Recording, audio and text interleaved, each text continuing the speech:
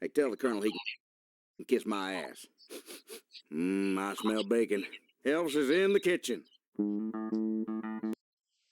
Broadcasting live with champagne flutes full of cough syrup. Oh my Peter, it's the Fool's Gold Podcast. Oh man. Well, Oh man, I'm so wasted. happy Elvis Death Day, everybody. Happy Elvis Death Day to all y'all. Today is the 40, what is this, the 49th anniversary? Yes, it is. 49th anniversary of the death of Elvis. And I know that because I was born the same year. Yes, this is a honored tradition for the three of us here. A little bit of background. For anyone who did not grow up in the Baltimore, Washington area, this is where this shit came from. Well, and also went national, but the best years of it were in the 80s when it was only on. Yeah, it was only here. This is true. The Don and Mike radio talk show host for years. Legends. Did it was Don Geronimo and Mike O'Mara. They did a radio show on WAVA in DC, or was it Virginia? Whatever. It was in the DC market. We got it in Baltimore, and they were really good. They were contemporaries with Stern, and every Elvis birthday and Elvis death day, they would do a radio program where they would play clips of, like, everybody loves, like, Elvis when he was at his peak, when he still looked good, he had the thick head of hair. And then there is us and them, apparently. And we enjoy this Elvis. I don't pay attention to rumors. I don't pay attention to movie magazines. They don't read them because they're all junk. And, going out of his mind sometime in the 70s. No, I don't mean to put anybody's job down. Except I'm talking about they have a job to do, and they got to write something. So if they don't know anything, it's one of them, yes. They make it up, So in my case, they make it up. When I hear rumors flying around, I got sick in the hospital. Well, I was, in this day and time, you can't even get sick. You are strung out. Oh, by God, I'll tell you something, friend. I have never been strung out in my life, except on music. That's right, Jack. The bullshit detector.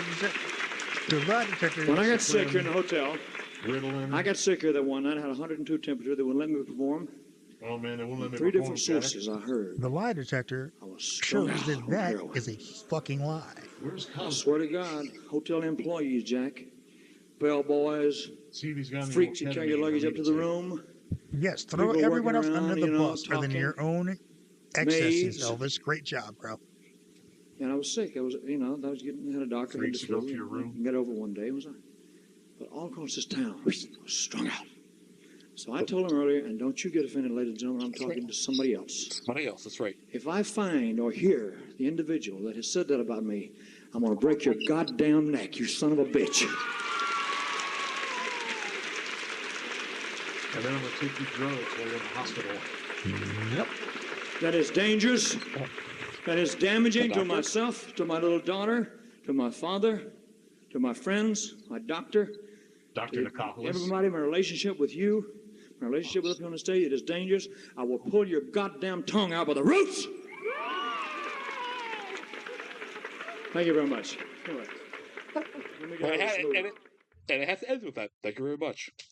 That's the Elvis that we celebrate today. The Elvis that was overweight and full of drugs and would spend large swaths of his later performances just talking to the audience about whatever was on his mind because he was so doped up he could not sing properly. Also note, these are hilarious because he was doped up out of his mind and talked about whatever was on his mind while high as fuck. And let's not forget that they had to wrap him in a bed sheet. Yeah.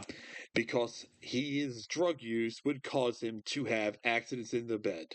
See, what happened was when Elvis died, all of his Memphis Mafia, his buddies, were cut off. So they all ran off and wrote tell-all books. And this is where a lot of this information came from. The drug use, the eating habits, shooting flash bulbs in a swimming pool, getting high and, walking around dressed as Ali Baba from one of his movies. eating like 50 yogurts or 50 peaches, 9 ice cream sundaes in bed. Owning a chimp named Owning Scatter. several chimps. Scatter the monkey. Scatter the late Scatter the monkey that froze to death in his cage because, well, they locked him outside in Graceland when the temperature dropped. But yeah, and just Elvis. Part of it is just the audacity that someone would live this type of lifestyle. Some of it is a little bit envy because some of the stuff, not all of it, obviously. Not me. Not I'm the, not envious of this not the shit. stuff with young girls. And by the way, if he was around today, he would have been Me Too'd, seriously. Yes, he would have been. But yeah, like some of the more stupid stuff was stuff that we would do if we were in his shoes. And it's comical. I'd set off a bunch of toy boats in my swimming pool and shoot at them with an air rifle. And how would you signal the time to go there, Joe? All guns poolside. That's right. Or fly to Denver to have the Fool's Gold Loaf, which the show is named after. I want to fly a plane down to Denver, and I'm gonna get me 50 of them sandwiches. I mean, wouldn't it be morphed up to Denver? This is true. Because he was in Memphis? He's Elvis. He doesn't know direction. He just knows there's near sandwich and far from sandwich. Yeah, Elvis didn't know a lot about a lot of things. But gentlemen, we have forgotten something in the start of this show. What did we forget, Jack? And every Elvis Death Day show has to start with the oath. All right, man. And this is a legitimate thing that Elvis wrote on the back of a napkin during a flight when he was touring in the 1970s. Tell me, was I already a black belt in karate at this time? Karate. My mistake.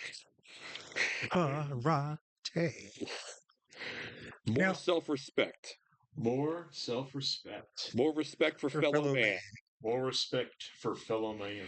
More respect for fellow students and instructors. Respect for fellow students and instructors. Body conditioning. Mental conditioning. Yeah, that part's the biggest pile of bullshit. Meditation for calming. Meditation for calming. And stilling of the mind and the body. And stilling of the mind and body. Sharpen your skills. Increase mental awareness. Epic fail. For all those who have a different outlook or personal philosophy. What he said. What? All together now, gentlemen. Freedom from constipation. It'll be the end of me, Jack. TCB technique. All techniques into one. Elvis Presley 8th. Applying all techniques into one. Because he was an 8th degree black belt, according to him. And yes, he actually wrote the phrase "freedom from constipation." Well, that's what killed him. Yeah, so that part didn't work out too well. He took so many goddamn drugs. Like, fun fact: Elvis, according to these reports from the radio show, Elvis's colon weighed 40 pounds at death, and when they finally vacuumed out they pumped his stomach after for the toxology report. Oh, all the undigested pills sounded like gravel. It sounded like. What should be so? So we have a list of the items in Elvis's stomach when he died. According to FHE Health from March 16th, 2026, the 10 drugs that were found in Elvis Presley's system when he overdosed. Do you want to read it or should I? I'll go ahead and read them. Yeah, and a lot of these drugs came from Dr. Nikopoulos, a.k.a. Dr. Nick, his personal physician, who probably got a free Cadillac from him for doing his gig. So, play along at home if you want to take some notes or, just find out some more information about the King. Pull out those bingo cards, everybody. That's right. We have codeine. Yeah. Morphine. Quaaludes. Valium. Norzapam. Don't even know what that is. Ethanamide. Placidil. Pentobarbital. Phenobarbital, butobarbital, and Sinutab. I couldn't breathe, man. So, basically, they found, the precursor to the fucking cocktail in his body. Holy shit. Well, remember, he never drank. He never did, bull fucking shit. No, he didn't drink. He didn't drink. He didn't do, like marijuana or cocaine. It was all pharmaceuticals with him, so he could delude himself into thinking he didn't have a problem. And don't forget that, well, to know this, that Elvis had a kit that went with him, and it went everywhere he traveled. Always need. I wonder what was in that kit. Oh, Probably all of this shit. Glad you asked. Dexedrine, Black Beauties, Class A Percodan, Demerol, codeine, barbiturates, just as Tuniol, Seconal, Nebuterol, Carbidol, and at the end there was liquid Demerol, 10 grams worth of 10 grams in money, makeup, a driver's license, jewelry, and sour balls. And also note that codeine is sorry. 1/2 of the concoction used to make lean. But it was prescribed to me, Jack. I don't give a fuck if it was prescribed. Oh, and also, may I forget, also Phenamic gum, which is a laxative gum. I mean, when you're taking all this shit, you probably do Certainly chewed a lot of that back in the day. I mean, if just looking at this amount of stuff that he had in his system and what he traveled with, the fact that he made it to the age he did is probably a fucking miracle. You know, at this point, all three of us have outlived Elvis. That's kind of crazy when you think about it, but yes, we all have. Yeah. I mean, it's not shocking. Again, look at what he put in his system. So we have a quick story here, an example of the reason that we find this so entertaining. And this was written in August of 1989 in People magazine. It was an interview with one of Elvis's Memphis Mafia guys. Memphis Mafia. Rick, his stepbrother, Rick Stanley. And oh, Rick, man, where's my Phenamic gum? This is a story about a side performer with Elvis, a member of the Memphis Mafia that is a beloved figure by us all, I would say. It's a long article that is on People magazine. It's no longer there. Thank you, Internet Archive. We're only going to read you the portion that is. It's a Christmas carol. It was read by Don Geronimo every Christmas. Oh no! And it has to deal with one of his mafia men who we have strong sentimental ties to. So everyone gather around your radios, gather around your computers. Grab your teddy bear, settle in. Let Uncle Rick tell you a story. Get your eggnog and your codeine cough syrup. And get your cough syrup, get your codeine cough syrup ready. Get your purple drink ready, boys. Here we go. A lot of big money performers think it's sort of fun to have a lot of servants hanging around all the time. There was a guy that ended up working for Elvis, helping me, but he didn't have much of a job. Mainly went for stuff like hamburgers. We all called him Hamburger James. Why am I picturing a guy who looks like the Hamburglar? It's actually a photo of him online somewhere. I have to show it to you later. Well, I'm in Elvis's suite one day, and he yells out to me from his bathroom that someone had been in his kit. He said some things were missing, some money and some photos. Well, we ran all over the place, and the only person we couldn't find was Hamburger James. Elvis was more than mad. He was in a wild rage, and it spread to everybody. God damn it. See, Elvis also has some pictures in the kit. I didn't look at them. They were pictures of Priscilla. And they were probably when she was not legally young. Hamburger James took some of them too, so Elvis was hot. Man, was he hot. Yeah, when did he start dating Priscilla, by the way? When she was 16, I believe. I thought it was like 14. Maybe younger than that. I have to double check that. Everyone's running around looking for Hamburger James, and somebody said, I bet he's at the airport. We were in Vegas at the time. Elvis screams, get in the car, man. And we raced out the hotel and piled into a couple of cars. Oh, man, we better get to that airport real quick, Jeff. There were 6 or 7 of us, and we're driving like crazy because someone found out a plane is supposed to leave from Memphis in a few minutes. Where's Joe Esposito? We came screeching to the airport. Everyone piles out. Several people were wearing guns and shoulder holsters, and they had to put their coats on. Elvis is right there with us. Everyone's running around to all the different counters and jumping up and down to look over the heads of the crowd, trying to find... Where's that Hamburger James? Everybody in the place is freaking out. Women are grabbing their kids and hugging them while all these guys with guns are all over the place. Remember, this is Vegas in 1974. Stars like Elvis were protected in places like Vegas. And everywhere else, really. Anyway, it happened all pretty fast. Finally, somebody runs up and he said he found the plane for Memphis is leaving the gate, so we all run like mad to get there. The guys are all pounding on the glass, and Elvis runs up to the girl at the gate desk and starts yelling, Stop that plane. I'm a federal officer. She ignores him for a second or two, and then she starts to get a little hysterical, screams, I can't, I can't.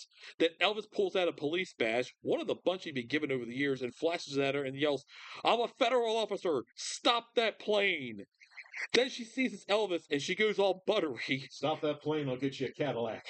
and starts kind of whimpering something. Oh, it's you. Can I have your autograph? Oh, Elvis, it's you. Only if I could have your wet panties. And he's yelling, stop that plane, I'm a federal officer, I tell you, and I want that plane stopped right now. And she's looking at him kind of funny, and he's looking at her both mad and confused and kind of flattered all at once. I never understood why, but the plane stopped and pulled back to the gate. They opened the door, and Elvis's bodyguards ran down the aisle, and there in the back was Hamburger Jay.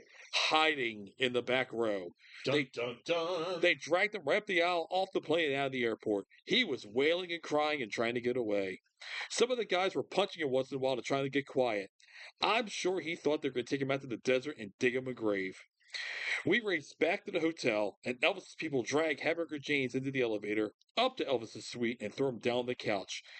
Elvis walks up, and the crowd of people part ways. Hamburger James is sobbing like crazy and scared to death. Elvis walks up to him and then leans down and picks up a big, heavy coffee table. He doesn't say anything. He's dead quiet. I'm thinking, oh, he's going to murder him. He's going to smash him in the head with that table. How are we ever going to talk our way out of this one? But Elvis puts the table down to one side. Then he walks up to Hamburger James and he looks at him real cold and quiet.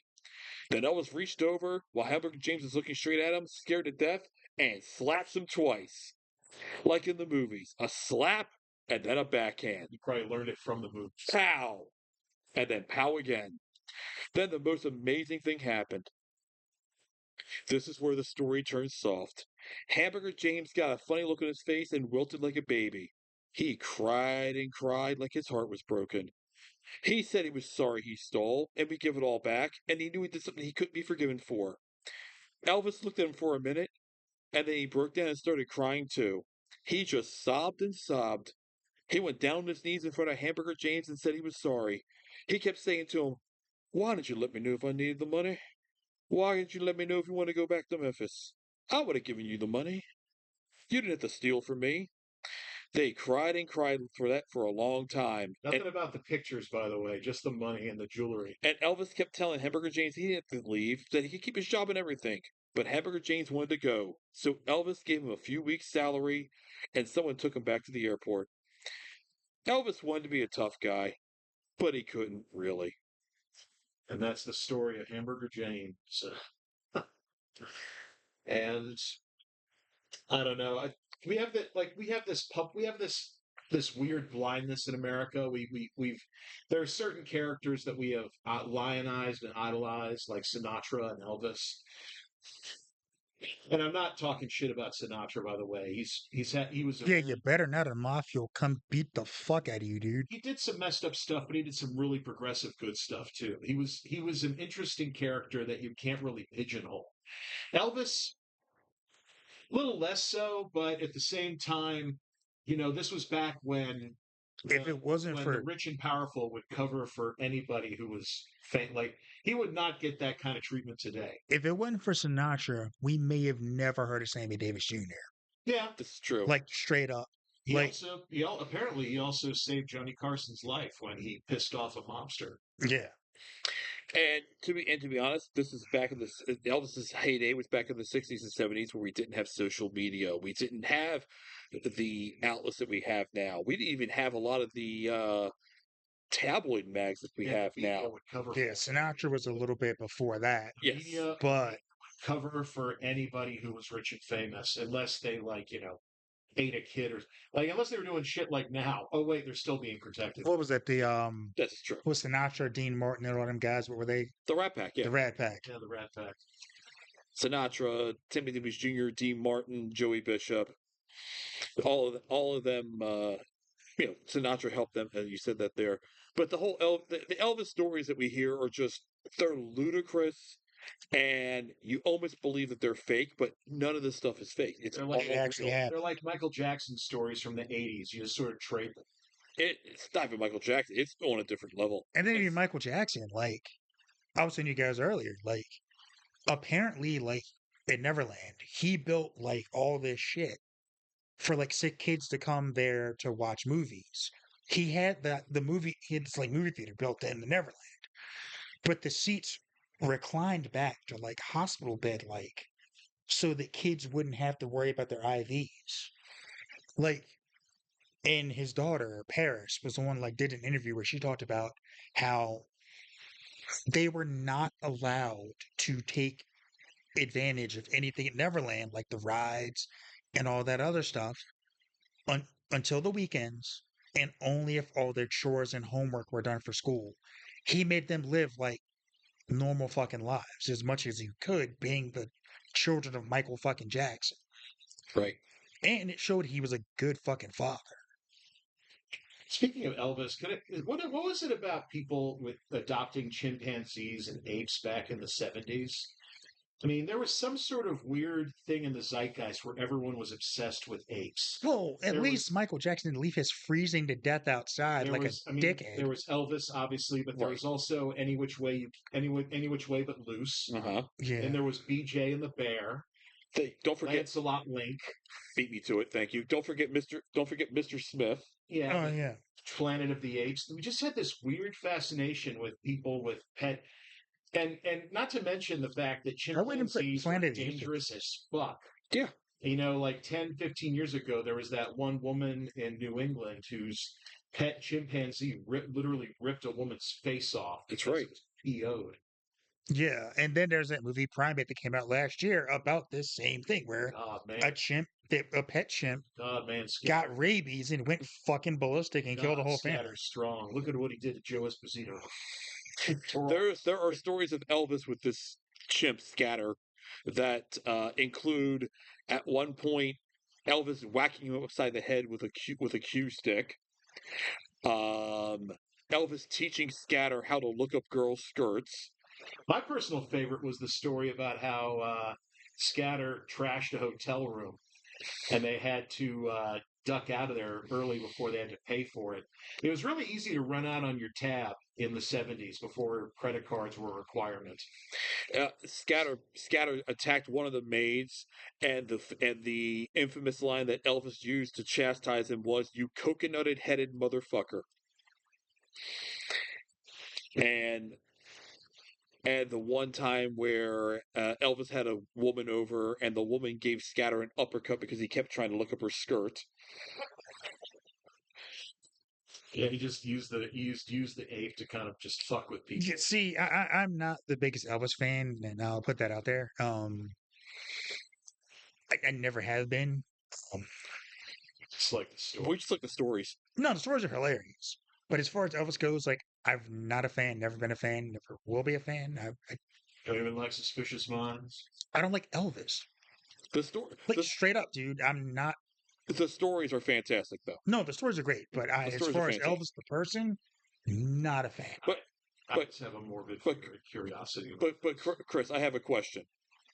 I wonder if Oh my god. you're lonesome tonight. You know, someone said the world's a stage. I and mean, each of I us do play a live part. at home, so alone. They had me playing Right now. plus tax. It's fine. You read your lines so Yeah, that's cleverly. normal. You never missed a cue. They came back too. You forgot the words. Seemed to change. You fool. Elvis with improv. What the You fuck acted is he strange. doing? And why? I've never known. He's high and he's just rambling. Why ever did it? Honey, who am I talking to? You lied when you said you loved me. I had no cause to doubt you. What the fuck is happening right now? Brother, go on hearing your lies. He's fine. Go on living without This you. is big concert? Yes. Big And the song. stage is bare, and I'm standing there without any hair. No. And he's not even singing the actual song. Like, You will come back to me. Notes anymore towards the end. What the heck with it? Oh, the heck with it. Is your heart? He can still hit it. But there you go. I mean, he's hit it there. I still remember, like, the one thing I remember about Elvis is the one guy used to come to karaoke when Mark Bishop was still doing it. Jesus. that would sing like "Glory, Glory, Hallelujah" and like pissed off everybody. He did the among Battle Hymn of the Republic. And this white guy singing about what was that song? It was Dixie. It was the trilogy. He did The Dixie. Dixie trilogy, yeah. Dixie trilogy, yeah. Where he's like, so you have this white guy singing about the South and the land of cotton. Yeah, And I was like, the only man I want to see singing about cotton in this present day and age is Aaron Neville. Well played.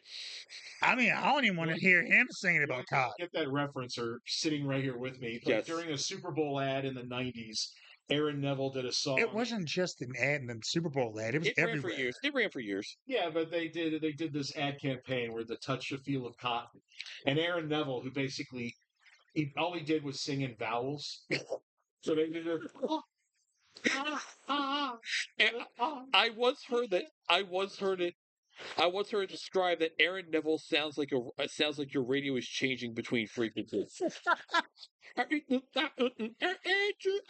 Traffic and weather at the 8th. Tiny Tim without the consonants. Probably, yeah, it's pretty much it. But with him, this guy was singing this fucking song, this fucking Dixie trilogy, and it'd be like, really, dude? Like, really? Like, I think at least three black people in the audience. Like at least one of them had to leave the room. Right, it's like playing.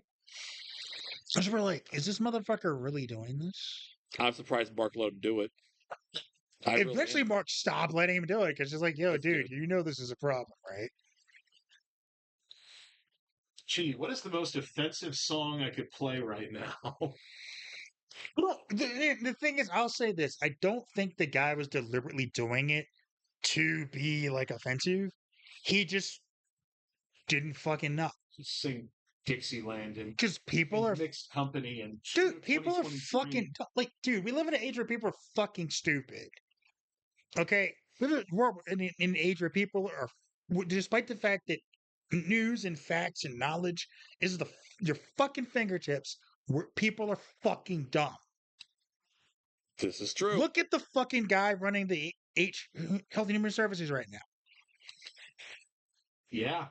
Look at what they just did with vaccines. And this is going to piss off the people who may be anti-vax in our audience. If you are, I don't give a fuck how mad you get. I'm going to say this anyway. We have an audience. Yeah, we do. We do have an audience. And this might piss them off. My sister and her boyfriend have listened. There might be some people that listen to this that are anti-vax. I don't know. And quite frankly, I don't care if this pisses you off. I'm going to say it anyway because it needs to be said. Vaccines do not cause illnesses. They don't cause autism. There is no link to that. And the doctor, quote unquote, that came up with that theory lost his medical license because of this. If you are one of those people who doesn't want to get a vaccine in order to get an organ transplant, fuck you and die. If you are a person that needs a transfusion that refuses to get something that's not, quote unquote, pure blood, fuck you and die. We're at the point now where your stupidity and your ignorance is going to get people killed. And this is especially a fuck you to Bill Cassidy, who the other day, went on this rant about how I don't agree with the head of RFK Jr. about his stance on vaccines because I'm a doctor. Well, dickhead, you voted to confirm him as the head of HHS. So we're in this position where vaccines are now being changed up and fucking they're saying we don't need them because of you dumb fuck. And by the way, Jenny McCarthy, your support of this ridiculous anti-vax mess, it narrowly edges out, singled out as the worst crime against humanity you've done. The idea that this is the thing, the fact that we are here right now, where I where I literally work at a job where I work in admissions for a college, and part of the admissions is that you have to get vaccinated for measles, mumps, rubella, and varicella. And I had like a 30-minute like debate with someone on the phone the other day about, well, the CDC says this. And I'm like, okay, well, the school says this. But the CDC overrides that. No, they don't. We're a private institution. No shirt, no shoes, no vaccines, no service. Right. Like you can listen to the CDC if you want to, but you've already probably got the vaccine when you were a kid anyway. Well, why would they do that? Because we lived in a time where our people weren't fucking insane. Because where people vaccinated their fucking kids to keep them from being human germ like petri dishes and bringing this shit home and getting your family fucking sick. Like people like this is what this administration is doing with the vaccine thing is fucking dangerous and it's going to get people fucking killed. People are gonna die. The problem is, I think that's the point. I know, and that's what. And the fact that more people aren't saying this, screaming it from the fucking hills. Yeah, I mean, I know what I see. I don't have like documented evidence in front of me, but based on what I'm seeing right now, that is the point. They are culling the population. That's why they're putting out the misinformation with vaccines. That's why they're allowing Taylor Farms and other companies to put out tainted products that are not moving fast enough to correct the problem. They want to kill us off in order to, like, we're getting to this point in culture where they are pushing, between this and AI Oh, and all this other nonsense. They are deliberately making it so a large swath of us are becoming irrelevant at and, least, or at most a drain upon society. and then there's So the foodborne pathogens that have risen up like they're 400% trying to since RFK got in office. they're trying to cull us in order to, because when we start losing our jobs because of AI, there'll be less people to be on unemployment and welfare if anyone's able to register for that anymore. And at a certain point, people are unable to buy houses, they're unable to rent in a lot of places, and they're criminalizing people living in their cars and being homeless. And we have that, they're arresting people, and they have that 13th Amendment where we can use people for slave labor if they're in prison. And they're just trying to repeal the 20th century and return us to. They're basically going to turn us into serfs. They're either in prison or out, but they're basically going to have us working menial jobs. The few of us that are left, and there'll be so few of us, there won't be enough for an open revolt. And that's this thing, like because there's a lot of people. The ruling class is at war with us. And we need to recognize that. I'm not saying we got to blow shit up. I'm not saying we have to do something destructive. We do not need the weathermen back. That will not, that will play right into their hands. And even if it did work, take a look at every other country that has had a bloody revolution. It doesn't end well for anybody. As soon as the dust clears, the next people who take over will start executing the smart people, taking everyone else out into a field and say it is now year zero. We're now an agriculture based society. Basically, what happened with the killing fields in Cambodia could happen here. So we do not need riots. We do not need anything destructive. What we do need is to recognize that they have declared war on us, and we need to do something more than wait for the midterm elections. There needs to be something, a general strike, some sort of pushback that doesn't involve us pulling a lever at the beginning of November and hoping that those votes do not get tossed out. Am I crazy? Or fucked with. Nope, you're not crazy. And by the way, if I end up, undeaded or deaded sometime in the next couple of weeks, I'm not suicidal. It's like if we had that conversation, the word is suicide, not unalive. I'm sick of hearing that term. Yeah, none of this. Yeah, if I wound up hanging from a fucking tree somewhere with a noose around my neck, I did not kill myself. Well, that means you probably went to Cecil County. Speaking of which, here's something we need to talk about too, because this is happening a lot more now. I'm an academic who teaches media literacy to my students. I may not be at the top of the list when they start going for intellectuals, but I'll be somewhere on there. Dude, there's been a string of like lynchings going on in the South lately. And I was like, oh, it was a suicide with the noose around their fucking neck. There's been like 3 in the past couple years. Added to the Nolan Wells situation, where the kid was found dead on a fucking island, like a beach island or some shit, and like nobody knows what the fuck happened to him. But all the kids that were there with him deleted their social media, and so their fucking parents. And they had his phone. Yeah.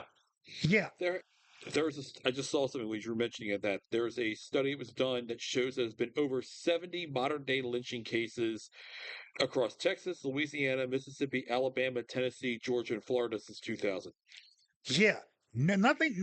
And that's not counting the ones before 2000. Right. Pay no attention to the fact that this is in the past couple of years, it's gotten worse. And they're all strangely being called suicides. No, they're fucking not. But, you know, I'm crazy, right? Well, I mean, not not you in gotta, this instance. but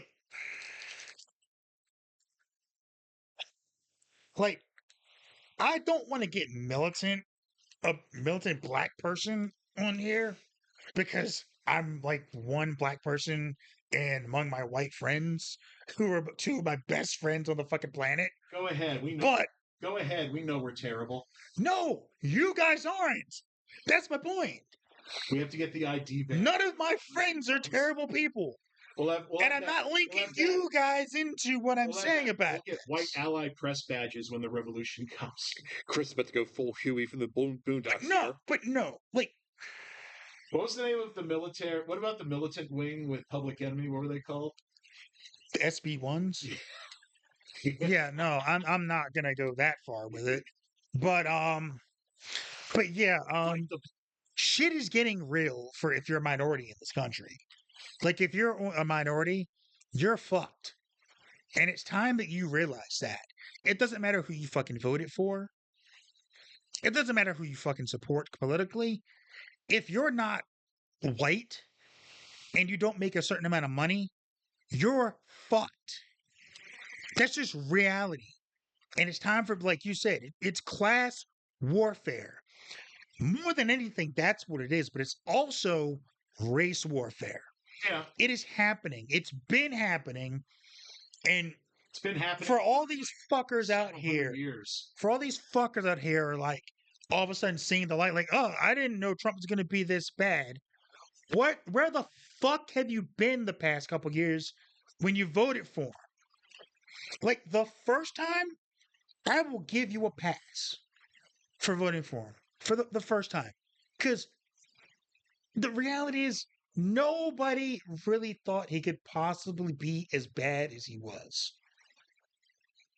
You knew he'd be a fuck up, but not that fucking bad.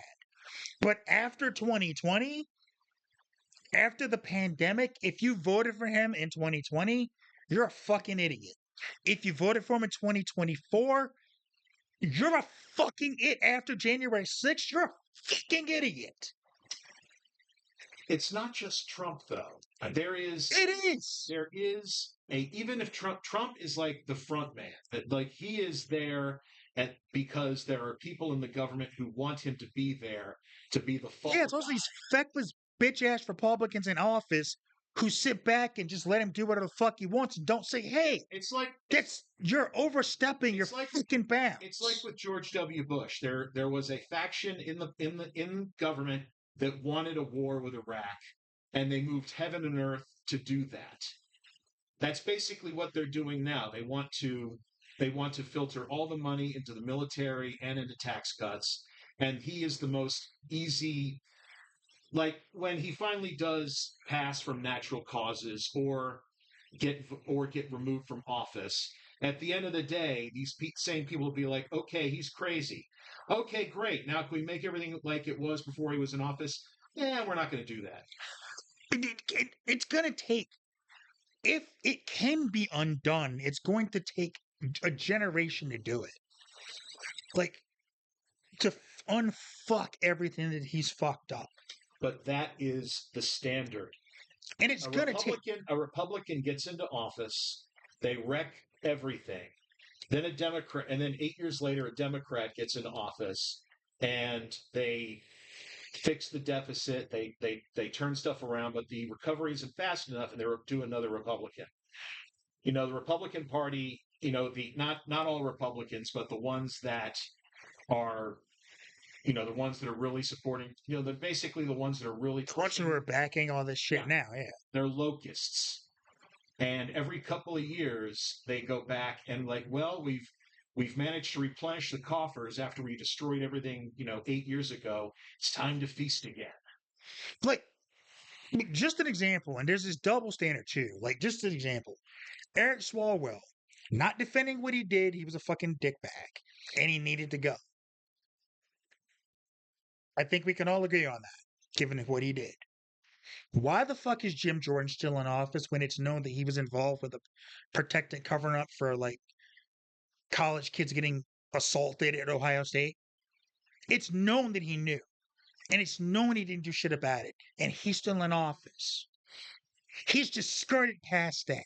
Why the fuck is he still in office? Because the Democrats and Republicans play by different rules. The Democrats still play by the rules, the Republicans don't. There's your answer. They kind of pretend to. They still act like they believe in decorum, but at the same time, they take their money from the same rich people. Yeah, they're but there to pretend to. Well, the thing is, like, that's why there's all these Democrats now that are so pissed off that, like, real progressives and leftists are starting. Like, we're not even real leftists, more progressive types. I've yet to see one politician say we should seize rich people's assets and redistribute them. Because that'll never happen. They're not going to say that publicly. That'll never be said publicly. Yeah, but the closest we can get is somewhere left, further left than left of center. And the people who are in charge are going nuts right now because AOC and Mondavi are like actually making gains.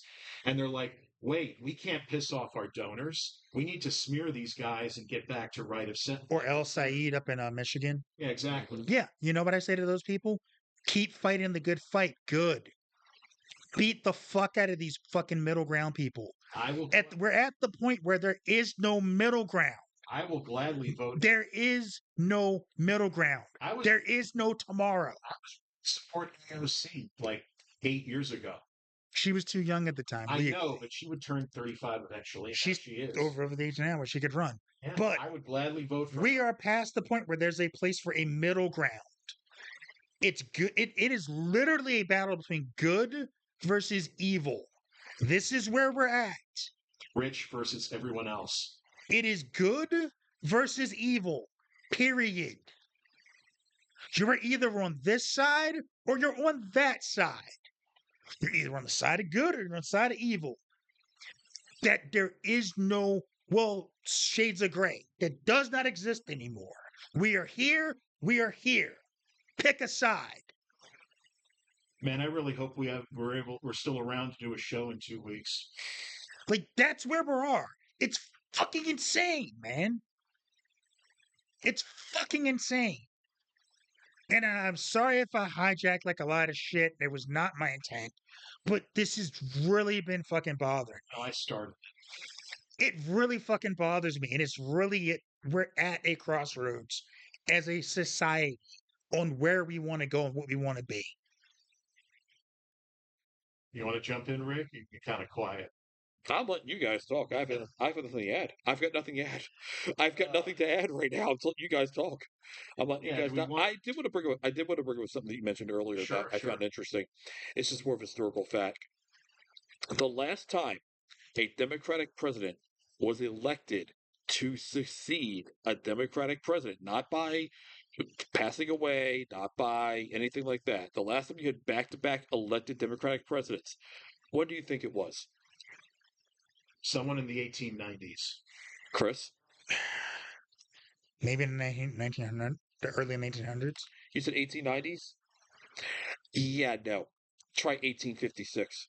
Damn. Fuck. It has been 100 and what is that? 170 years since a Democratic president was elected to follow a Democratic president. We have never had we've never had, like Obama did not have Hillary follow her. Clinton didn't have Gore follow him. Carter doesn't count because he was one You know term. why that is? I mean, at least recent decades, you know why that is? The Republicans have a much better support system in terms of money, in terms of mouthpieces. To their credit, they know how to get their message out there. Well, The Democrats have no message. Their message is, we're not the Republicans. well, I mean, keep going back further. Humphrey couldn't follow LBJ. Adlai Stevenson couldn't follow Harry Truman. It's been a going back and back. And that's another point. Like, that has to change. We're at least, hey, we're not the Republicans. Has to fucking change. Yes. So you have to explain exactly why you're not the Republicans. You have to be blunt about, hey, they're fucking you. They're outright fucking you. If you don't make a certain amount, if you make under this amount of money, they are fucking you at every opportunity they can. Your groceries are too expensive. You can't buy groceries. You can't pay your fucking rent. You can't afford gas. Can't buy a house. You can't buy a fucking If house. you're being bled to death with property taxes. If you go to school, congratulations, you're in debt for the rest of your fucking life. This is what they're fucking doing to you. They're fucking you at every opportunity that they can. And we're going to try to do something to make that fucking stop. That's the plan. Either legislatively or through executive order or whatever the fuck. We're going to make your life better. Period. And again, violence, and I just want to reiterate this, violence is not the answer. Historically, whenever it comes to that, the people who come out on top are not doing the good of the people. They are doing whatever they want, and they destroy the people. Violence now would only it would embolden them, and even if they were removed, there's potential that someone they're not going to go peacefully. They wouldn't go peacefully. And what's to say, like, the head of the Proud Boys doesn't all of a sudden become president? Like, he's gonna try to run in 2028. All this thing, all the hats he's wearing about Trump 2028 and the fucking memes he's putting up, folks, he's not fucking joking. No. He's going to fucking try to do it. Here's the thing about elections, and this is the one thing that may possibly prevent that from happening. Okay. Elections are run at the state, not federal level. States can easily say, no, he's constitutionally unable to run. We will not allow him on the ballot. He is not constitutionally allowed to run for president. At that point, if enough states don't put him on the ballot, guess what? He can't win. He would not be. Well, we know the states still he will. tries to seize power, declare martial law, something. There is that. Waiting for the election, waiting for the election to do something is killing us. All I was talking about was 2028. That's all. No, I right. get it. No, no. That's all I was talking about. I get it. Just this waiting for the Democratic cycle to filter out the trash is not going to work this time, because he's not going to leave. Because the second he does, he's fucked. Yeah, he is. Yeah, he is intending to die in office. I have one. And again, I say die in office, natural causes. Yeah. I have choking one on a Big Mac. No one can take a shot at Trump because making him a martyr would be the worst. First off, killing someone like that is wrong. Second, it would make him a martyr. Yeah, don't do that. And number three, it would be too easy. You know, it's either an accident or old age, or he goes to trial for even a fraction of what he's being accused of right now. That is the only way I want him to go. So none of this assassination shit. We do not do that. That is unacceptable. Yeah, we already had one guy martyred in Charlie Kirk. We do not need more of that shit. Yeah, we do not need statues built to this fucking guy like they're building on college campuses. Like, speaking of which, what the fuck are we doing? For a fucking podcaster? Really? He's a podcaster. Not even a good one. In 50 years, I really do not want to take my grandkids to go see the tomb of Joe Rogan. Go to the tomb of the unknown podcaster. Yeah, like. Oh, wait, that's us. But no, I mean, like. But yeah, man, Three of us buried under marble. He's got to fucking. Tomb of the Unknown podcast. Like, in this part of this show is why, man, I'm gonna say this, Fatty. If you hear this, who you do not want to debate me, dude. I'm gonna lay it out. You don't want to do this, and I'm gonna tell you why. And I'm gonna give you a piece of knowledge about a little bit of my background that you don't know. Everyone here is familiar with the name Elijah Cummings, right? Yeah, for people who do not know, Elijah Cummings is a former United States congressman that represented the 7th District here in Baltimore. Yeah. That guy's my uncle, or was my uncle. I did not know that. Yeah. He's my uncle. We used to have lots of back and forth discussions about politics, and one of the things he always said, not many people your age are in tune to what's going on out there. I'm impressed. Are you sure you want to go into the deep waters with me? What was that line? I don't think you do. What was that line from The Dark Knight Rises? You're like Bane. You may know a thing or two of politics, but I was born into it, bred for it. Yeah, I kind of was. Telling you, Chris. My dad was a Black Panther, dude. He got up before they started blowing up shit and robbing banks. But yeah, he was a Black Panther. I have always been in tune to what's going on. The personality that people may see of me like having fun and laughing and shit is me generally being me. But when it's time to get serious, as you will know, Rick, I get serious. Mm-hmm. I'm all about the fun, having fun, laughing and joking it up and having a good time. But when it's time to have a serious discussion, when it's time to get real, your boy gets real. I'd vote for you, Chris. You don't want.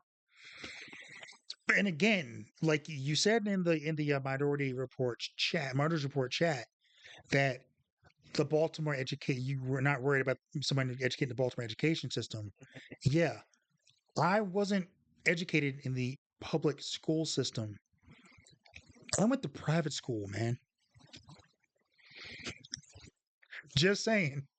And I'm not dogging the public school system.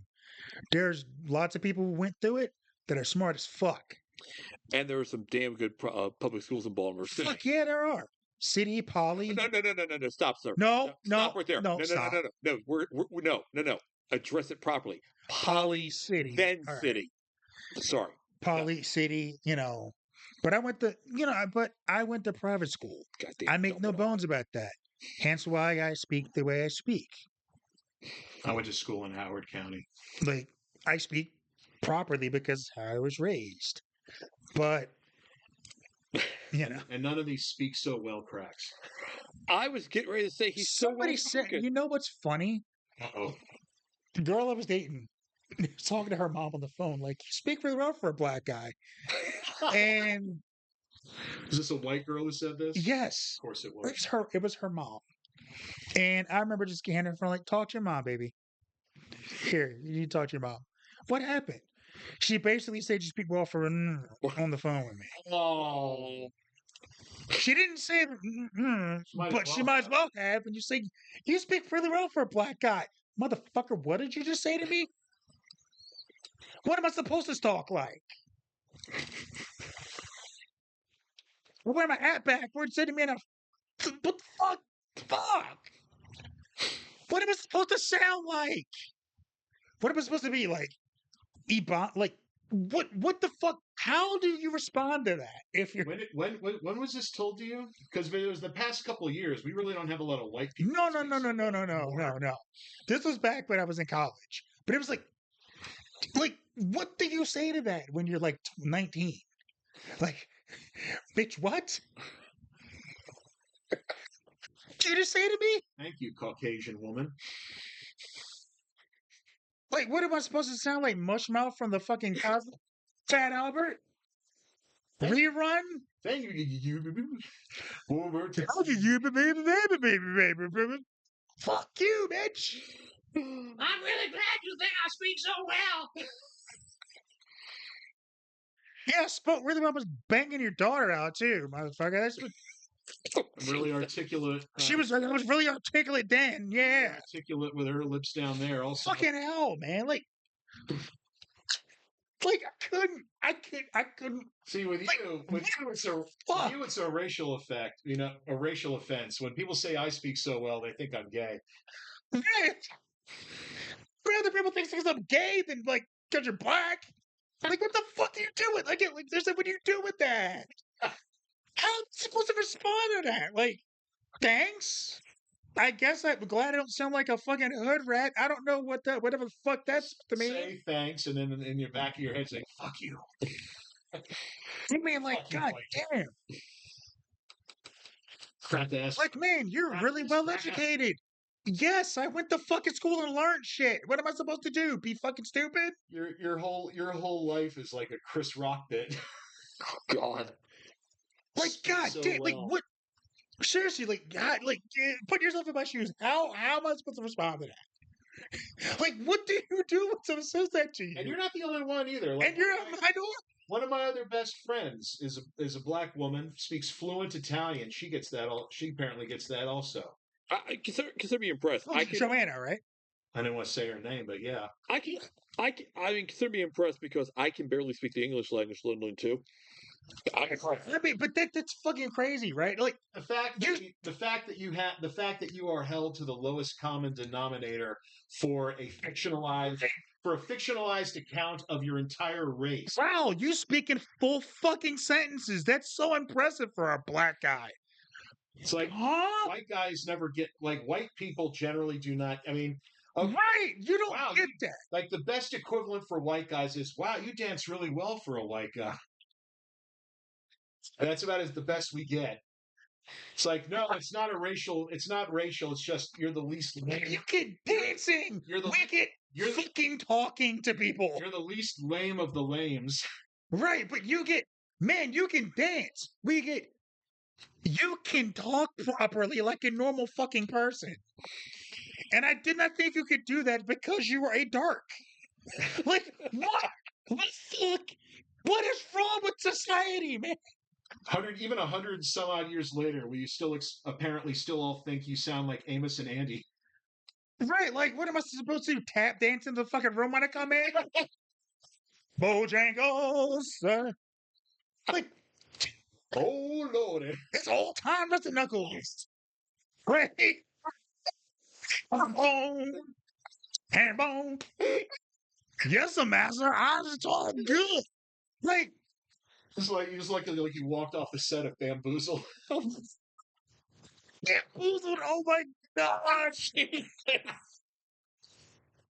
Haven't heard about that movie in like 20 years. I'm surprised she offered you watermelon while she was at it, you know? I mean, she might as well, like, would you like some grape soda?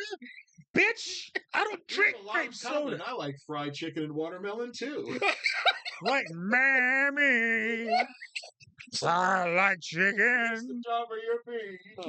God. Welcome back, nigga. Shut the top of your bean. It's one of the best jokes on the Chappelle show God, that when was they're making fun of the WB. Man, fuck that fucking frog. Oh, God. That's the most racist shit I've ever seen in my life. Like, fuck. Like, I couldn't believe it. And this is like, this is why, like, Sounds so educated. right. It's like, Wait, no one told me they could read. right, like, I thought you just stood off to Like, the side and sang a why'd you- chorus whenever something happened. do you know what accent you cause? Well, that octagon right there. Motherfucker, who taught you octagon? What? Oh, Oh, Lord, what is I going to do? Like, How do you know the word octagon? That was like the time. Remember the time we were talking about rap for some reason, and I brought up Royce to 5'9", and you looked at me like, "You're white. How do you know that?" yeah. I fucking love that one. Where's the 5'9"? It's one of the greatest things is when you could look just a little bit cooler than all the other white people in front of the black. I was like, did he just say where's the 5'9"? Wait, I was like, wait a minute, how the fuck do you know who that is? And you said bad versus evil. I'm like, oh, you know Eminem. Okay. Okay, that explains it kind of. That explained it fully, but I was like, all right, cool. You get 2 black points today. Yes, your black points have gone up by 2. You can now sit in the car at the cookout. No, I'm just kidding. 2 more points, you can actually get out of the fucking car and come over and grab a plate. Can't grab food yet. I think both of us. I think both of us are invited. No, to the y'all cookout. are cool. Y'all We're are invited to the good. cookout. Yeah. Do I have mac and cheese? Can I make mac and cheese for the cookout, or am I not? If I say a raisin in that bit, if we see a raisin, you might get stabbed. Okay, hold. Time out. Mac and cheese. No, I'm just Time out. Who in their right minds puts raisins in mac and cheese? The same people who put chocolate pudding on their salad. White people. You've White been to people. buffets. I've seen the chocolate buffets. pudding is on the salad bar for a reason. Yeah, and it's weird. I just want to know who puts raisins in their mac and cheese. It's like that joke from the Boondocks where it's like winter, the middle of winter, and the Huey and Riley are sitting outside in full blown parkas, and a white kid comes jogging by and with a bandana, a tank top, and shorts, and it's looking, it's like white people. How about the fact that Aaron Magruder, he actually he grew up in Columbia, Maryland, and he based all his shit Off of like that, yeah. the most racially integrated city at the time in New England, and it was still not perfect. Did you just call Columbia, Maryland, New England? Yeah, the South. We're not New England. you said We are. No, we are the Mid-Atlantic, sir. Maryland is not New England, nor are we the South. We're the Mid-Atlantic. right. We're All right. Mid-Atlantic. Well, you get what I'm saying though. Like out of this particular region, Columbia was meant to be the most racially progressive, yet it has not without its flaws. I mean, that's anywhere though. I know. I mean, Baltimore's fucked up. Yeah, but it's fucked up in a different way. Yeah, it's true. It's getting better, at least. My favorite Baltimore statistic, because everybody who outside of Baltimore, all they know about Baltimore is from what they saw on Homicide and The Wire. You could go to any city in this country that I guess isn't St. Louis or Detroit and say you're from Baltimore, you automatically get assigned some street cred. Yeah. They look at you like, "Oh, have you ever been shot?" Dude, I told you about the Idaho stories. I went to Connecticut and talked to a guy who ran a pizzeria. He was from Brooklyn. I mentioned I was from Baltimore. He's like, "Wow, is it really like it is on The Wire?" And I'm like, "Dude, not only was I from Baltimore, I used to bounce in Baltimore." And all of a sudden, the guy was like, "Whoa." Somebody said it, I can't remember where I saw it before, but somebody said The Wire to Baltimore did what Jaws did for sharks. And what Sopranos did for Jersey. And Pretty much. exactly. The stereotype for Baltimore is heavily influenced by The Wire. Maryland is basically a dead zone. According to the rest of the world, Maryland is like a dead zone with, like all of crime centered in Baltimore and D.C. It's, again, and DC's not even part of Baltimore, but it's close enough. Again, the Wire did so much damage to the city's image that people just think, oh, everything's like The Wire here. No, it's not. Nope. Not It's even not close. even close. Now, wasn't that bad when The Wire was basic at the time it was being looked at, because The Wire was not based off that current day in Baltimore. It was based off an older time. It was based off some years prior in the mid 1990s. Yes, Baltimore was in very bad shape in It the was mid 90s. bad, It yeah. was very bad. And all, We the, had and all the parts of Baltimore that aren't The Wire are John Waters films. there is to explain. It's either shootouts or eating dog shit in front of a Christmas tree. That's Baltimore for you. To explain Baltimore, there is the way the Baltimore neighborhoods are set up. You have something that's called the Black Butterfly and the White L. The White L is basically a strip going north from the northern part of the city, down Charles Street, York Road, all the way down to the harbor, and then it bends off to the east and southeast to Fells Point, Canton, Highlandtown, etc. The Black Butterfly is everything else around that. There's a reason for that. It's called redlining. Yep. Baltimore, unfortunately, is where redlining became a thing, where You banks. gotta keep the crime in the city. It was banks refused to sell or give mortgages or sell homes to African Americans in specific neighborhoods, which is why Roland Park looks the way it does, which is why Guilford looks the way it does. They basically made it impossible for African Americans to buy homes in those neighborhoods, Yep. which is why neighborhoods like Edmondson West Side and Penn North and all that are more heavily African American, and why, again, you have the White L and the Black Butterfly. Yeah. Yeah. It's also why they didn't have they don't have a real transit system or a train system that goes from Jesus Christ. what? No, go ahead. No. From Continue. You had your rant. Go ahead. no, I'm like No, trust me. Let me finish it and let we you go. don't have a train going from like the east side to the west side, really. For the same reason, because the idea was to keep the crime in certain areas. Here we go. You have the floor. So, I am a writer of transit here in the Baltimore area, and it is a utter shit show, to put it mildly. We have a subway line, A line. It goes westbound to eastbound. That's it. It goes from Owings Mills to Johns Hopkins. That's it. No other lines. One line east, one line west. The line has had delays or shutdowns every day, minus a few, for the past 5 months. We have had multiple days where trains are behind schedule, not running at all. Stations are being skipped because of issues.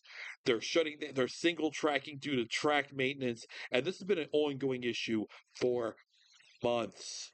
We don't have a robust transit system, especially a subway in the system, because the NIMBYs, I'll be blunt, and I'm going to call it my neighborhood, the NIMBYs in Fells Point came out and said, oh, it's going to hurt the historical motif of this neighborhood. I'm sick of that argument, because sure, all the goddamn bars that are in that neighborhood fit the historical motif. Absolutely sure they do. Places like that, oh, they absolutely fit the motif. But having a reliable way for people to get around the city, oh, no, we can't have that. Not in our neighborhood. We don't want them here. When they extended the light rail up to Hunt Valley, Maryland, there immediately stores in Hunt Valley shut down and moved. Why? Oh, we don't want them up here. It's blatant racism. It pisses me the hell off, because DC has a robust and strong transit, and they do. They have a great transit system Yes, down they do. there. The Yes, they Washington Metro is fantastic. If I need to go to DC, I know I can get anywhere I want to in DC reliably on their metro system. You come to Baltimore. This is the worst part. God. This bugs me a lot too. We have the light rail train that goes north south. We have the metro line that goes west east.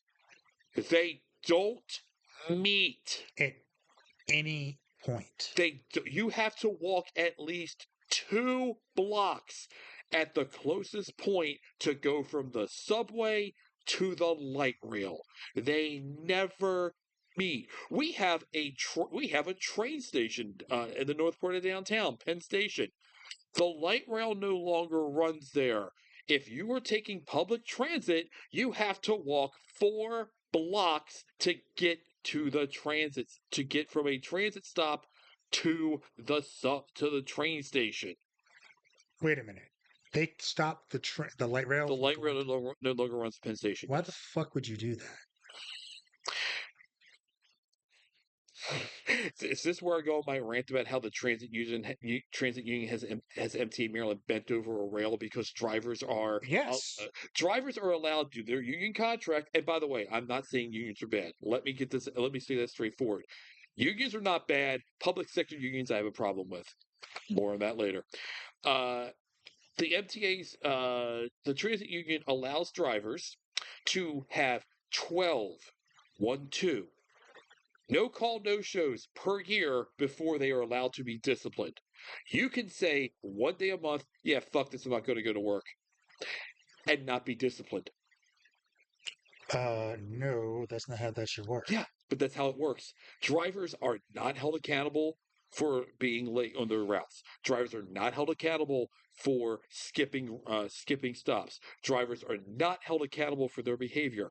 It's a very well-known fact, and unfortunately, the transit union pretty much has the MTA bent over a barrel for it.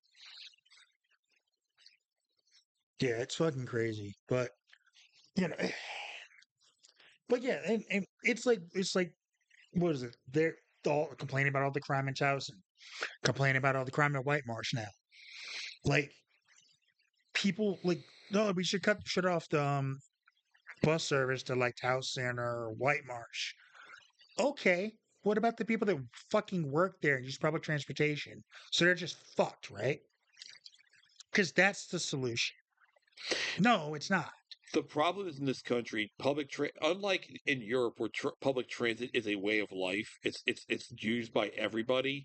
Public transit in this country is seen as used by the poors. To be blunt, it's used by the poor people. So fuck them. They don't need this. I was gonna take it back. No, in major cities like New York City, the subway in New York City is Great. It's DC, New York. Major cities like that have it's utilized, it's part of their culture. But in some places like, oh no, that's used by the poors. We don't want their type here. No, it's fucking bullshit. And it's like there are some people that can't fucking drive for medical reasons or whatever. They aren't able to drive, and they use public transport to get from point A to point B. And this fucks them. Like if you work at like White Marsh, like when I worked at White Marsh, it would take me like 2 fucking hours to get to work from my house. Yeah. Even going up the Hunt Valley to go to work when I was first started working remote, it would take me like an hour and a half to get to my job. Oh shit! What? Oh no! But yeah, I mean, for my job, there are days where I have to choose to take an Uber home because it's either I'll get an Uber home and I'll get home relatively soon, or oh look, the subway's having issues. I'll get home in 2 hours. It should not be that way. It should not be that way. It should not be that poor where it's like, oh, it's just like, and another thing is that the MTA's status page, there are days where Sucks. there will be days where stuff is going on and nothing's being reported. But when a fly farts on the MARC train, oh, you better damn well be sure the MARC train's getting every update possible. I wonder why. Mm-hmm. You'll forgive my silence right now. I actually have a car, so I don't have any comment. Should public transit be better in Baltimore? Absolutely, but I don't have any specifics at this time. Well, I mean, they should obviously make it easier for people who are kind of trying to get to work. Should be easier for them. Yeah. It shouldn't be this headache to get from point A to point B in any part, in no major city should be this much of a headache to get from one place to another. It's ridiculous, and it needs to change. And I blame the local and state governments for that. This is a good time to mention that it looks like they may not be repairing the bridge until 2030. Oh, we knew that was coming. Yeah, We knew that was coming. We knew that the current administration was going to tell us to go pound sand because we're a blue We're state. hitting that Roman Empire phase where people stop repairing the roads. It's more we're in that vindictive.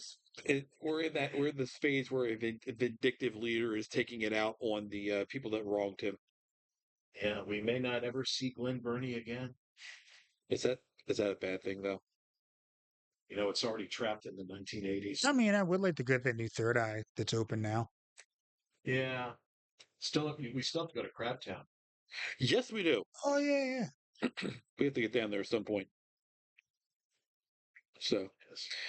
so thank you for this joining us on this rather wide variety of topics. Full School podcast. It's a mixed day. A mixed day. Don't forget, in honor of Elvis, make sure you have yourself a fried peanut butter banana sandwich, Or the Fool's Gold itself. or the Fool's Gold itself, or just have or just go get yourself a pile of cheeseburgers piled high on your bed, but no mayonnaise. That's bad for your stomach. Or have 8 hot fudge sundaes for breakfast like he did once while staying in Baltimore. And then pass out. Yes. And then pass out. Yes. Thank you for reminding me of that story. Yes. Elvis famously ordered 8 hot fudge sundaes for breakfast in a hotel in Baltimore before a show. Not all at once either. He would eat one and go get another. And then after the 8th, he would pass out. Yes. He would eat to excess. Anyway, this is the Fool's Gold podcast, and we shall see you on the next show. We're going to shoot for 2. We waited 3 weeks this time because we wanted to do it on the 16th. But again, we're going to try and do bi-weekly again. Hopefully, we will be reaching out again. The end of the month. So we're looking at the 30th. 30th, Yes. maybe? 30th or the first week of September. 29th or 30th. So look and let's do the usual list of shout outs. The Minorities Report, Rich Dow and his variety of shows. Chris. Soup to Robert Rams fan. Speaking of which, I'm going to be hosting with him on the 11th of September. Yeah, I know what day it is, but yeah, I'll be hosting with him on 9/11 to do a SmackDown review. That reminds me of that tragedy. It may very well be tragic, for different reasons. Because, but yeah, Rich is back to doing football again, so he's doing his football show again. So it's going to be football, X and O's of life, Bucks and O's. We should be back this week, I believe. Check out my boys over at Wrestling Suit, Mission Joe, Spitball Media, B Show, John Draper and Shaheen. Mojo and Dirk, I forgot. Dirk has his other show, Mojo and Dirk, the Mojo and Dirk City podcast. Not Mo Dirk? Or the Mo Dirk City podcast. I always fuck that up. Sorry, Dirk. Check out the Garden of Thought with my boy Jeff Lipman.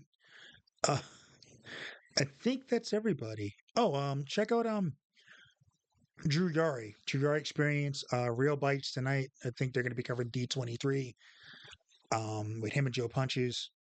That's everybody. Oh man, we forgot to talk about D23 today. We covered a lot of other more serious stuff, man. But we'll hit that. I know. Maybe next time. Hit that in the future. Yeah. As y'all know, I'm still writing essays at agletsersinister.com. So there should hopefully be a new one up in a week or two. I'm currently reviewing the Justice League episode Legends. And if you're interested in any of my old stuff, you could find my old sketches on the Final Edition Radio Hour on SoundCloud. As for myself, I have nothing to plug. As always, this has been the Fool's Gold Podcast. The Fool's Gold Podcast is a Peaches and Popsicles production. We've left the building. The Fool's Gold Podcast has left the building.